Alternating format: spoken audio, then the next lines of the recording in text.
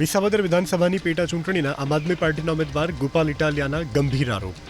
ભાજપ ઉમેદવાર કિરીટ પટેલ પર ગોપાલ ઇટાલિયાએ લગાવ્યો સહકારી મંડળીઓમાં ભ્રષ્ટાચારનો આરોપ લગાવતા ગોપાલ ઇટાલિયાએ કહ્યું કે કિરીટ પટેલે સહકારી બેંકના ચેરમેન બનવા માટે 60 જેટલી નકલી સહકારી મંડળીઓ ઊભી કરી હતી.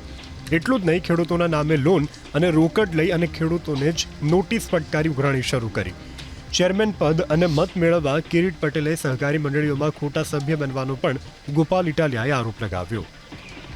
કિરીટભાઈ પટેલે 60 જેટલી બોગસ મંડળીઓ આખા જૂનાગઢ જિલ્લામાં ઊભી કરી. આ 60 મંડળી એટલે 60 મત, એટલે કે 60 નવા મત જૂનાગઢ જિલ્લા સહકારી બેંકના ચેરમેન બનવાની ચૂંટણીની અંદર ઉમેરો થયા.